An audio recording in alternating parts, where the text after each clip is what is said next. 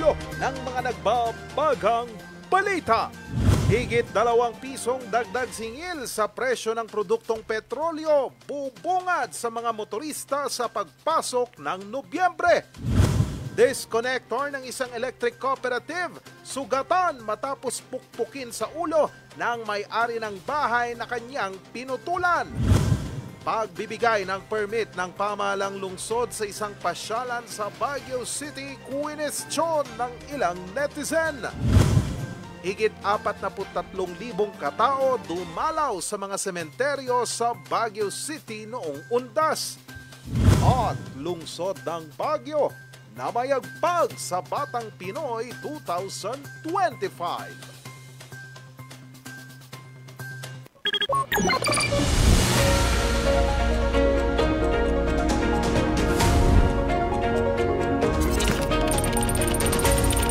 Ang iniwan nitong pinsala ang pag-usok sa kinatatayuan ng pamilig ang bilangan.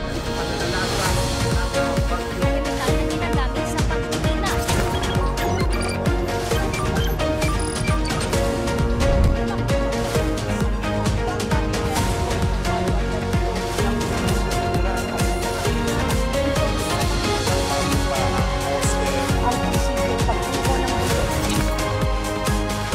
Mula sa News Center ng RNG Luzon, ito ang Luzon Headlines.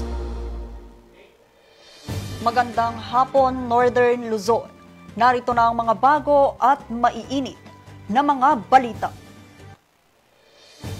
Sugatan ang isang disconnector ng isang electric cooperative sa Cagayan matapos siyang pukpukin sa ulo. Ang pumukpok ang may-ari ng bahay na pinutulan niya ng kuryente. Magbabalita Cesar Galasi. Duguan ang noo ng lalaking ito matapos mauwi sa sakitan ang simple sanang hindi pagkakaintindihan sa barangay Gadu, Solana, Cagayan, alauna ng tanghali noong Miyerkules, October 29. Ang biktima ay isang disconnector ng Cagayan Electric Cooperative o Cagelco 1. Habang ang suspect naman ay isang babae na member consumer ng Cagelco 1. Ang problema, nag-ugat matapos putulin ng biktima ang kuryente sa bahay ng suspect. Pagkatapos maputol ang linya ng kuryente, ay dito na nagalit ang suspect at pinukpok ng cellphone ang ulo ng disconnector. Sa lakas ng pagkakapukpok ay nasugat ang noo ng biktima at kinailangan pa itong tahiin upang matigil ang pagdurugo. Depensa naman ng suspect, nakabayad na siya sa 2 buwan niyang utang sa kuryente. Kasi ang depensa naman nung namukpok, sir, yung consumer, nagbayad siya ng through GCash, pero hindi naman agad-agad papasok kasi yon. Siyempre yung basis naman nung taga-putol is yung yung disconnection notice niya. So, nagtalo yata sila dahil nakikiusap daw yung babae na wag munang putulan, pinutol lang din ng kasi trabaho nga naman nila sir ng mamutol. Ayon sa kapitan, 2 o di kaya 3 araw pa bago lumabas sa system ng electric cooperative ang pagbabayad gamit ang online payment application, kaya't napilitan ang disconnector na putulin ito. Nagbigay din umano ng notice ang Cagelco sa gagawing pagpuputol ng kuryente. Sir, sa advice namin na talagang kung gusto nila mag-ayos, nung una, ang sabi nung biktima sir, magpa-file siya ng case. Desidido naman ang biktima na maghain ng reklamo laban sa suspect, pero nakatakda namang mag-usap ang dalawa sa barangay bukas. Sa Zargalasi, RNG News. Isang pasyalan sa Baguio City ang sikat na naman sa social media. Pero sa pagkakataong ito, hindi ito tungkol sa ganda ng pasyalan, kundi ang pagkwestiyon ng ilang netizens sa irregularidad sa pag-aaproba ng pamahalaang lungsod sa permit nito. Narito ang report. Isa sa mga pamosong pasyalan sa Baguio City ay ang theme park na ito sa Irisville. Nakakabukas lang noong Pebrero ngayong taon.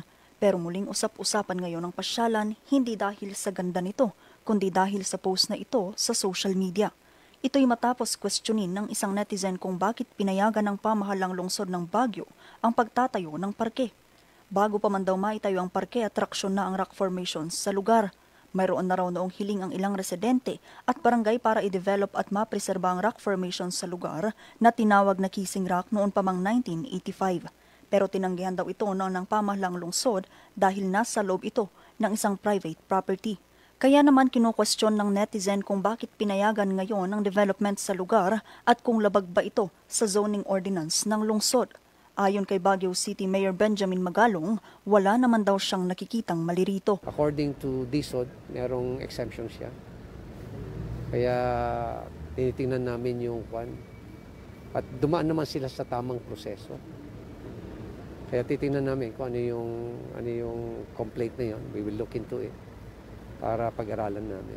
Ayon sa alkalde, isa raw sa mga dapat sumagot dito ay ang Department of Human Settlements and Urban Development na isa sa mga kinonsulta sa pagtatayo ng proyekto. Tapos alam ko, merong proseso nangyari na nabigyan sila ng sort of an exemption. Base rin sa Resolution No. 007 Series of 2025 ng Sangguniang Panlungsod noong ika-27 ng Marso ngayong taon, inaprubahan ng pamahalang lungsod ang hinihiling na business permit ng nasabing pasyalan.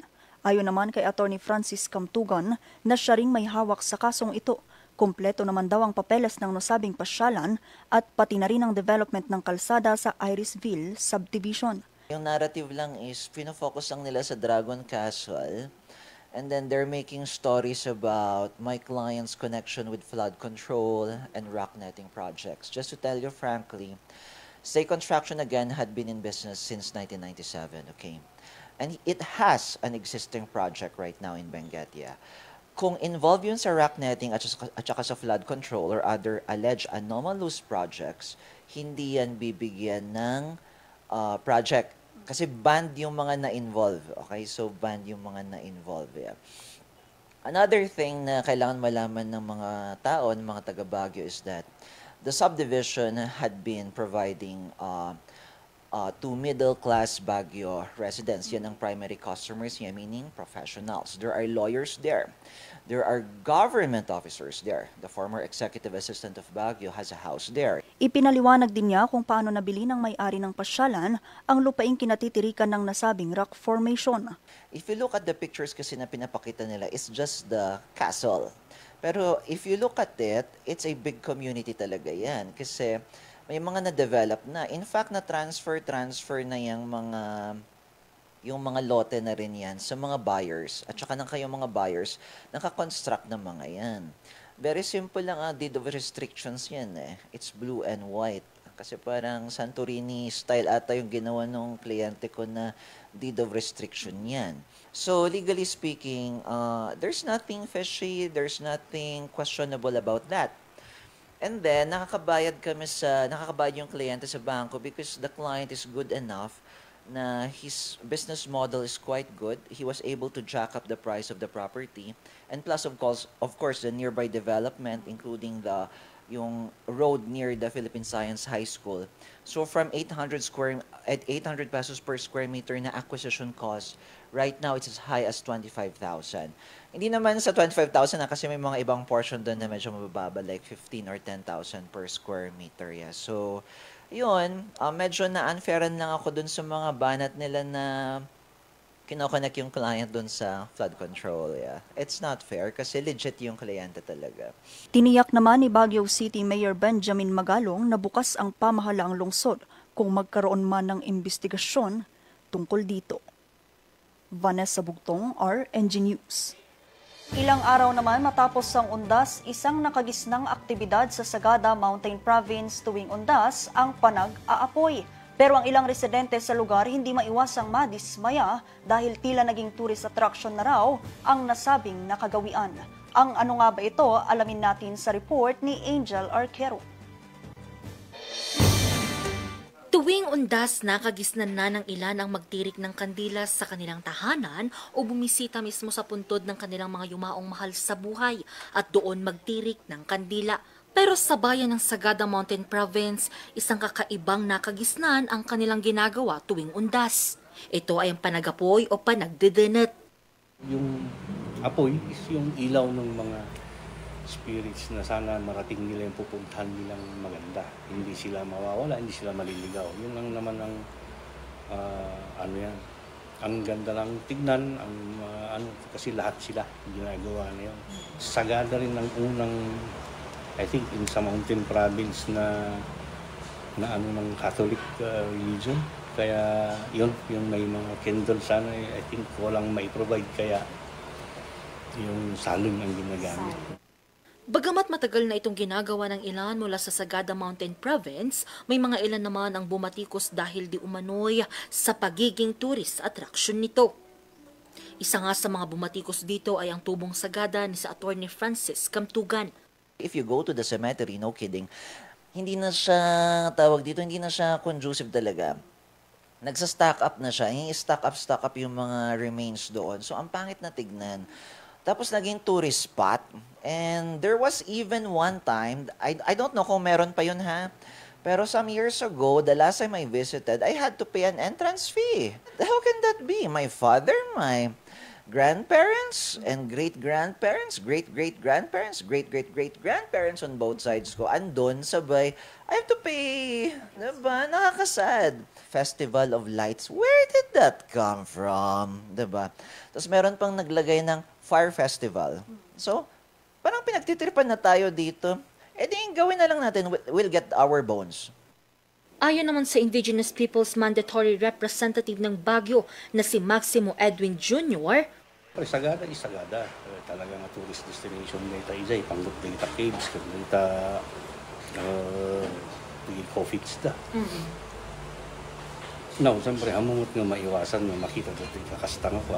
May samot dito ang mangyari dito yung Tiro Pilipinas or baka entire di lubong pa, iso lang dito ti pakaangayan na. Kapag natural nga, balin nga tourist spot. I-ano lang natin na parang hindi naman yung pagbawalan, pero yun nga, mag-set tayo ng rules. Sinabi natin ipagbawal nga natin, medyo hindi nakakatulong sa atin yan. Mas maraming negative ang ano. Pero sa atin naman is hindi naman tayo walang kadamot na hindi natin i-share yung magagandang ugali o practices naman. Sa naging unang abiso na rin ng Sagada Tourism Office, inabisuhan na nila ang mga turista na manatili kasama ang kanilang mga tourist guides at hanggang sa Veterans Tomb na lang sila dapat manatili. Hinikayat din ng Sagada Tourism Office na panatilihing taimtim at maayos ang nasabing aktibidad. Angel Arquero, RNG News. Sa pagdiriwang naman ng National Children's Month, maagang pamasko ang hatid ng Benguet Police Provincial Office sa 10 batang may kapansanan sa bayan ng La Trinidad, Benguet. Parte pa rin ito ng programang Gulong ng Swerte ng Benguet PPO. Narito ang report. Tuwing buwan ng Nobyembre, ipinagdiriwang sa buong bansa ang Children's Month. Ito ay para kilalanin ang kahalagahan ng mga bata, itaguyod at protektahan ang kanilang mga karapatan at itaas ang kamalayan tungkol sa mga isyu na nakakaapekto sa kanilang mga kapakanan. Ngayong araw, ginunita ng bayan ng La Trinidad ang pagdiriwang. Bilang parte ng selebrasyon, nagbigay ng 10 wheelchair ang Benguet Police Provincial Office sa mga batang may kapansanan. Ngayong araw, November is National Children's Month, and because of that is kaninang flag raising po dyan sa may Kapitulo is nakapagbigay din po tayo ng additional 10, exclusive for our children.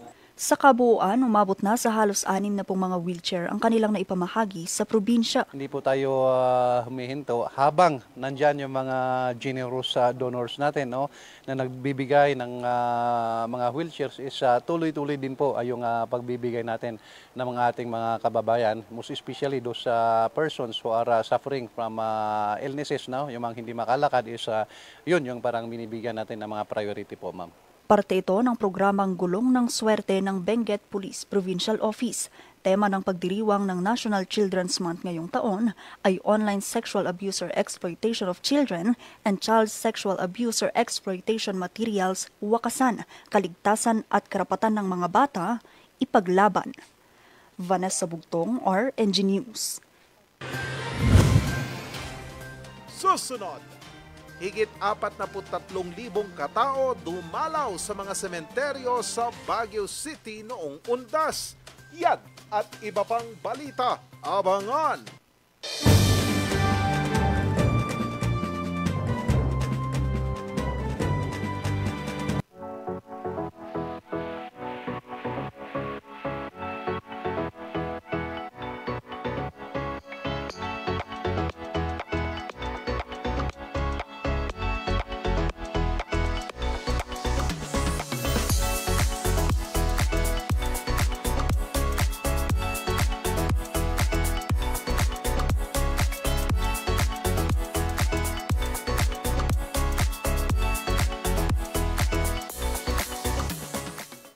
Ang bahaging ito ay hatid sa inyo ng Palm Grove Hot Springs and Mountain Resort. Located at Asin ng Alisan Tuba Benguet, rain or shine, Palm Grove is ready for you. Surf to Sawa with the most affordable prepaid fiber to home, powered by Converge. Enjoy unlimited internet for just 700 pesos a month. Walang lock-in period or kontrata. Napakamura at 4 pesos daily only. Mabilis at available nationwide. Visit us today at the ground floor of Baguio Methodist Building, Marcos Highway, in front of BGH Flyover, or like and visit our Facebook page, Highland Internet Surf to Sawa. Ang bahaging ito ay hatid sa inyo ng 2.188 Cafe, located at Ridgewood Hotel Mabuhay Accommodation at 17 Julian Felipe Street, Barangay Luwalhati, Baguio City. At ng Brizzle Ridge Cafe, located at Brizzle Ridge Residences Condominiums, Pacdal via Ambuclaw Road, open from 7 a.m. to 6 p.m. Maaari niyo silang i-contact sa 0906-058-4232. Limang bisita. Bago ang first birthday niya. Protection for baby. Tara-tara na mga mami. Bakuna na na. Bakuna na na. Protection for baby. Kumpletuhin na. Every day we are ready. Bakuna na na. Pabakuna na sa mga barangay health centers near you. Isang paalala mula sa DOH Cordillera. Bulok, maliliit at hindi ba malusog ang inyong mga halaman? Omega Green ang kasagutan. Ihalo lang ang 2 kutsara nito sa isang maliit na container at kaunting tubig. Pagkatapos ay ihalo sa knapsack sprayer at pwede na itong spray sa mga pananim. Meron itong nitrogen, phosphorus, magnesium, copper at zinc na tumutulong sa pagpapaganda at pagpapabilis ng tubo, pagpapanatili ng nutrisyon, mas malagong mga dahon at panlaban sa mga sakit ng mga halaman. Hindi rin ito nakasasama sa kapaligiran. Pwede rin ito sa kahit anong klase ng halaman, mapa highland crops o lowland crops. Omega Green by Encam Agri-Marketing, the ultimate friend of farmers. Ang bahaging ito ay hatid sa inyo ng Puerto de San Juan Beach Resort Hotel and Residences. Puerto de San Juan Beach Resort Hotel and Residences, a high-end and exclusive residential enclave and boutique luxury resort located at the heart of San Juan, La Union, the surfing capital of Northern Philippines.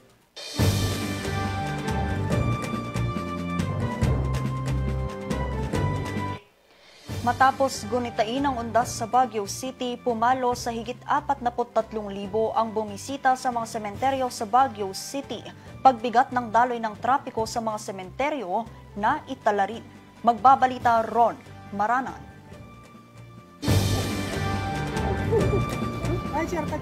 Pasado alas 5 na ng hapon kahapon November 2 nang bumisita ang pamilya ni Francisco sa Baguio City Public Cemetery. Ito'y para dalawin ang puntod ng kanilang yumaong kambal na anak.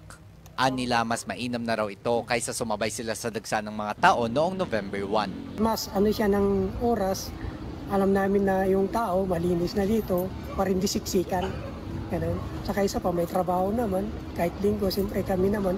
Saturday ang day off namin. Kaya ngayon kami nagpunta para siyempre kahapon maraming tao. Kaya ngayon, kita mo naman, malinis. Ganun. Maging ang magpipinsang sina Vincent humabol din sa pagdalaw sa huling araw ng undas. Yung 31 tsaka nung 1 medyo hassle kasi maraming taong pupunta po. Ganun po, nasa isip ko. Kaya ngayon lang napunta rin po. Ilan lamang sila sa mga last minute na bumisita sa Baguio City Public Cemetery bago tuluyang matapos ang visitation hours. Sa bilang ng Baguio City Police Office Station 1, pumalo sa 30,000 na katao ang dumalaw sa public cemetery mula October 31 hanggang November 2. Ngayong araw po ay nakapagtala po tayo ng almost 6,996 na humabol ngayong November 2 na dumalo po dito. Kahapon po ay nakapagtala tayo ng 18,533. So kung sumatotal po, kung ito-total po natin from October 31 to hanggang ngayon ay nakapagtala na po tayo ng almost 30,200 plus. Sa monitoring naman ng Baguio City Police Office, pumalo na sa higit 43,600 na katao ang bumisita sa 8 pribado at pampublikong sementeryo sa lungsod. Pinakamarami dito ay noong November 1 na pumalo sa halos 26,300. Bagamat nakapagtala sila ng zero crime rate, naging malaking hamon naman ang mabigat na daloy ng trapiko. There are some parts, especially dyan sa public cemetery, na medyo naantala, konti lang naman. Kasi nga, di ba, we observe na may mga nagtitinda ng mga flowers. Sa kabila ng mga paalala ng otoridad, nakakumpiska pa rin ang mga BCPO ng mga ipinagbabawal na gamit. Karamihan sa mga ito ay mga gardening tools, kutsilyo, vape at mga sigarilyo. May mga confiscated pa rin sa kanila ng mga prohibited items. Actually, merong 313 na mga prohibited items na confiscate. But then, syempre, we returned it nung lumabas sila ng cemeteries. Ayon sa Baguio City Police Office, nananatiling mapayapa ang pagdiriwang ng undas sa lungsod ng Baguio ngayong taon, maliban na lang sa isang kaso ng vehicular traffic incident noong October 31. Ron Maranan, RNG News. Sa mga motoristang hindi pa nakakapagpakarga dyan, baka gusto nyo nang magpakarga dahil bukas panibagong higit 2 pisong dagdag singil muli sa presyo ng mga produktong petrolyo ang ipapatupad.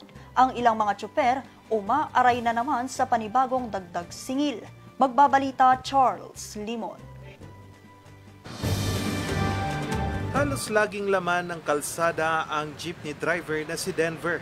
Maliban kasi sa pang-boundary at pang-crudo, inaalala pa nito ang pag-aaral ng kanyang 2 anak. Bagamat pagod man sa biyahe, kailangan niyang mag-overtime sa pamamasada para may iuuwing kita. Sa mga naihalos na iuwi lang, mga 800, ganun lang. Yung crudo, magkano? Sa crudo, mga sa 1,500 hanggang 2,000, hindi pare-pareho. Pero mukhang mababanat na naman ang pasensya nito ngayong linggo sa nakaambang pagtaas ng presyo ng produktong petrolyo. Kahit gustuhin man niyang makapiling sandali ang pamilya, wala siyang magawa kundi gumising ng madaling araw at mag-overtime na naman sa pamamasada. Gabi na kung umuwi, umaga kung umalis, wala tayong magagawa. Yun ang kahanap buhay natin. Isa lamang si Denver sa milyon-milyong motoristang maghihigpit na naman ng sinturon sa malaking dagdag singil sa presyo ng produktong petrolyo. Sa anunsyo ng mga kumpanya ng langis, piso at 60 sentimo ang itataas sa kada litro ng gasolina, 2 piso at 70 sentimo naman sa diesel at 2 piso at 10 sentimo naman sa kerosene. Kaya naman ang ilang tsuper ng jeep umaaray na. Sapat naman, natutuwa naman sa boundary. Yung crudo lang talaga mataas. Pati ang ilang nagtitinda ng gulay, nangangamba na ring baka tumaas ang presyo ng gulay sa pagtaas din ng presyo ng mga produktong petrolyo. Pag talagang todo tataas yung crudo, sigurado maramdaman natin sa kwan. Ang ipik niyan ulit na 1 linggo, ganyan. Ang panibagong dagdag singil sa produktong petrolyo ay bunga ng sanctions ng US at UK sa 2 pinakamalaking kumpanya ng langis sa Russia. Ito ay sa nagpapatuloy pa ring giyera ng Russia sa Ukraine at ang tensyon din sa Middle East. Nitong nakarang linggo lang, nagpataw ng higit 2 pisong dagdag singil ang mga kumpanya ng langis. Nakatakda na bang ipatupad ang dagdag singil bukas November 4? Charles Nicolimon, RNG News. Binigyang parangal naman ang ilang mga estudyante mula sa Pangasinan Polytechnic College sa ginanap na Pamadayaw 2025. May kwento si Val Dismaya.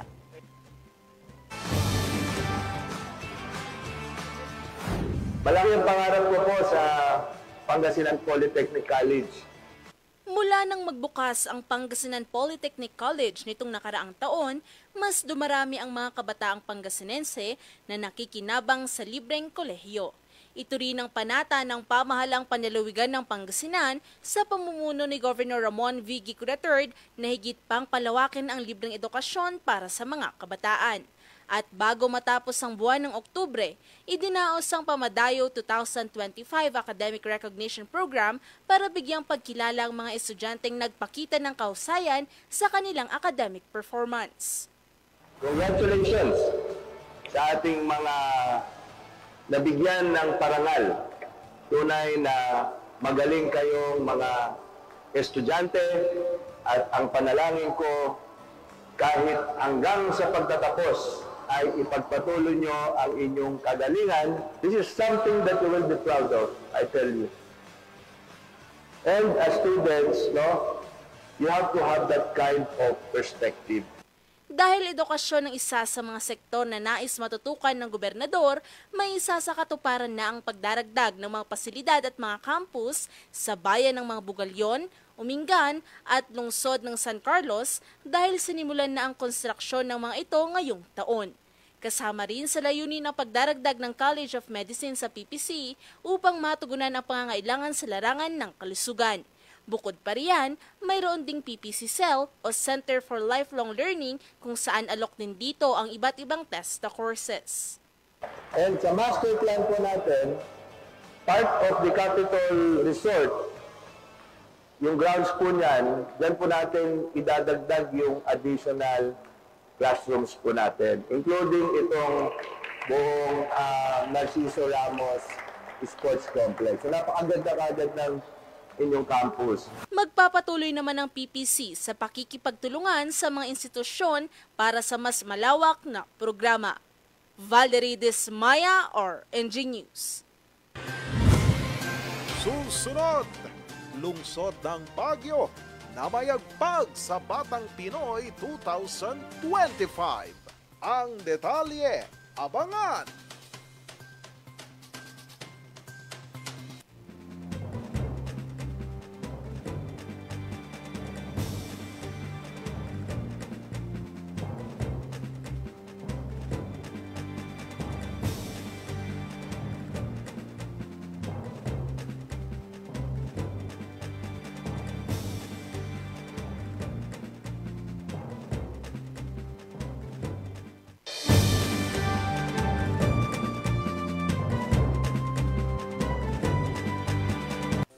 Bahaging ito ay hatid sa inyo ng Pongtao Dashcam Supplier, located at Longlong, La Trinidad, Benguet. Pongtao, para sa mga kailangan ng inyong sasakyan. Ang bahaging ito ay hatid sa inyo ng Homebound Furniture Plus. Offers home, outer, office, and customized furniture. Located at ground floor Centerpoint Plaza, Bakaking Central Marcos Highway, Baguio City. Visit now! 7 Healthy Habits para sa Healthy Pilipinas. Sabay handa ang balikat ng may karamay sa bigat.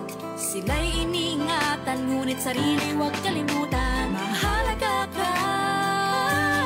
Do it na yan, kalusugan ay unahin at mamanahin ng mamamayan. Ay Healthy Pilipinas, malakas sa magandang bukas. Ang bawat Pilipino sa mundo, sa ulado mapitong ito. Sa Healthy Habits ko na to. Para sa Healthy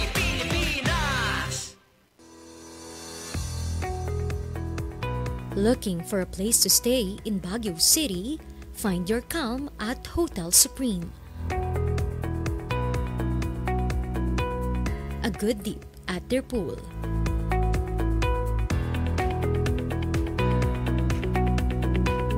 Clean and comfortable rooms with a view.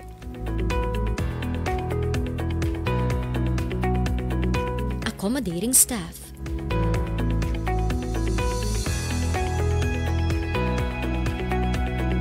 You can also enjoy a sip of coffee at their coffee shop. Good food for a good mood at their restaurants. spacious halls for events, and many more. A perfect balance of business and relaxation, all at Hotel Supreme. Every musician remembers their first note, their first spark. Whether you're just starting out or ready for the big stage, Mozar Music has the gear to get you there. Guitars, drums, keyboards, and expert advice from people who live for music. Mozar Music, bringing music closer to your hearts.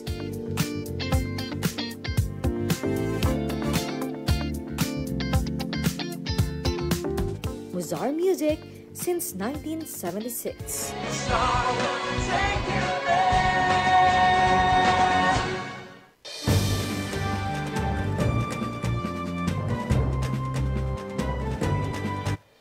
Muli na namang nag-uwi ng karangalan ng mga atleta sa lungsod ng Baguio sa kakatapos na Batang Pinoy 2025. Ito'y matapos humakot ang mga atleta ng lungsod ng 175 na mga medalya. Ang kwento sa report ni Angel Arquero.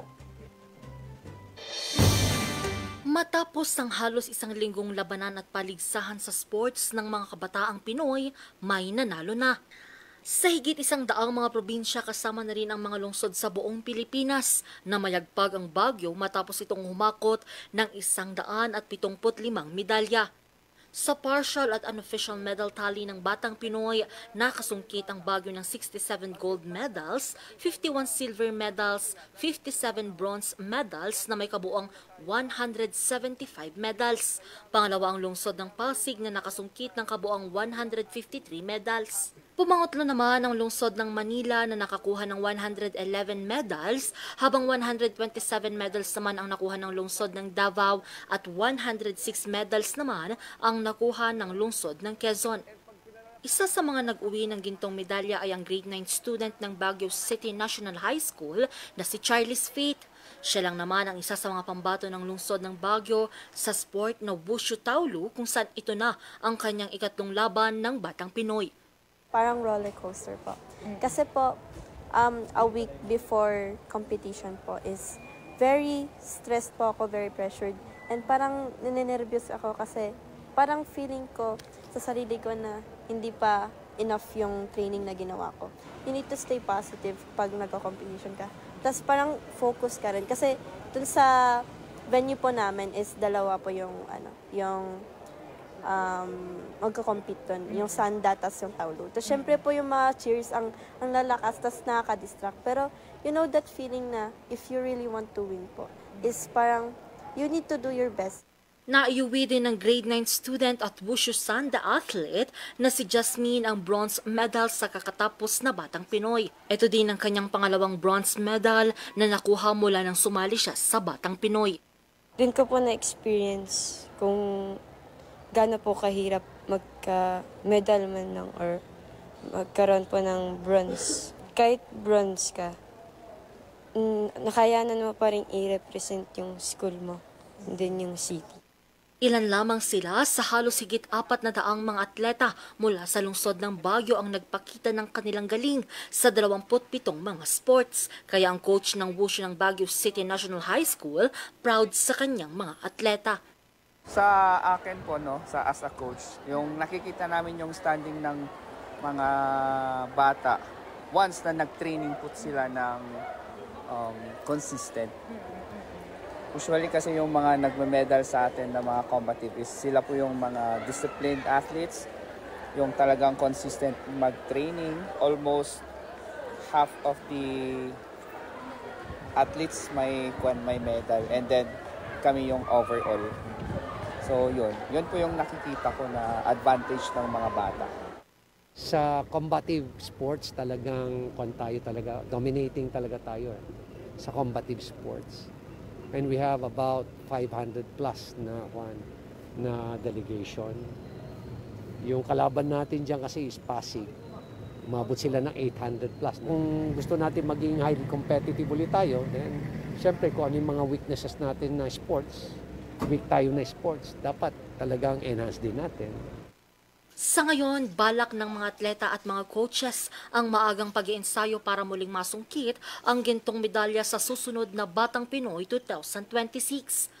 Sa ngayon, inaantay pa ng pamahalang lungsod ang final medal tally ng palaro at nakatakda namang bigyang pagkilala ang mga atletang nag-uwi ng karangalan sa lungsod. Angel Arquero, RNG News. Sa lagay ng panahon, bahagyang lumakas ang bagyong Tino at ganap na itong isang typhoon. Huli itong namataan sa layong 215 kilometers silangan ng Giwan, Eastern Samar at mayroon itong lakas ng hangin na 130 kilometers per hour at pagbugso na 160 kilometers per hour. Bumagal ito ng bahagya sa bilis na 20 kilometers per hour sa direksyong westward. Nakataas na ang ng pag-asa ang Tropical Cyclone Wind Signal number 1 hanggang number 3 at inaasang maglandfall ito sa Mindanao at babagtasin nito ang Visayas.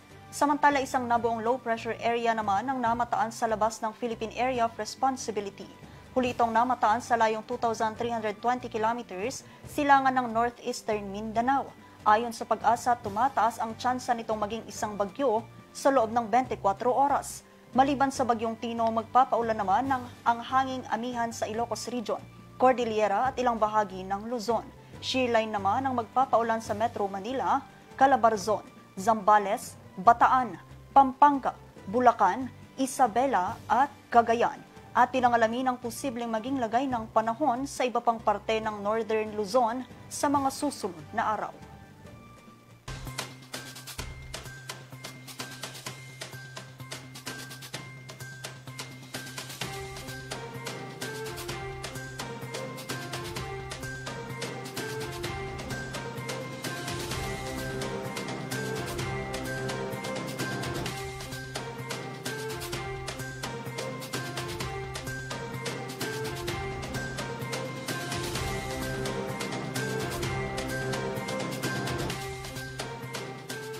Kapag tayo ay nakakakita ng mga pusa, madalas nating napapansin ang kanilang bilugang mata.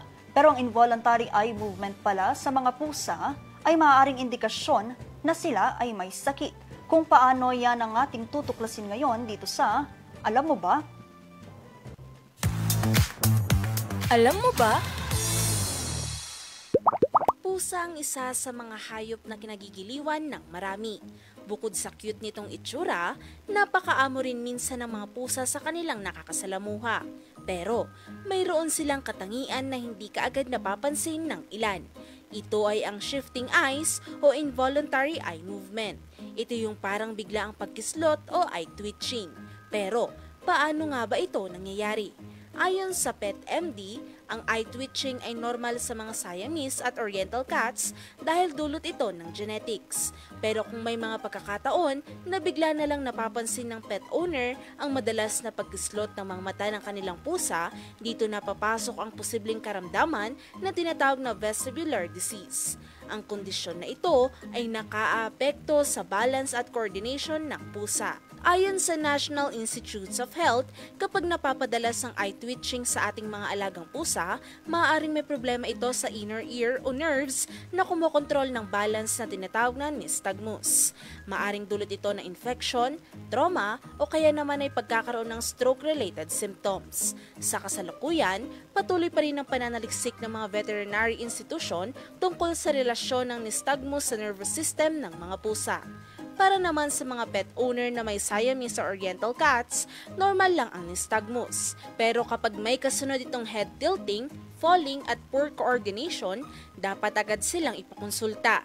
Tandaan, ang vestibular disease ay hindi nakamamatay. Pero kung hindi mabibigyan ng agarang pansin, maaaring magdulot ito ng mas malalang sakit sa mga pusa. Kaya bilang pet owners, responsibilidad natin ang ating mga alaga. May gusto ba kayong malaman na trivia? I-comment na yan at ito ay aming aalamin. Ngayon, alam mo na! At yan ang mga balitang nakalap ng Luzon Headlines ngayong araw. Muli, maraming salamat at magandang araw sa ating lahat. 52 days na lang.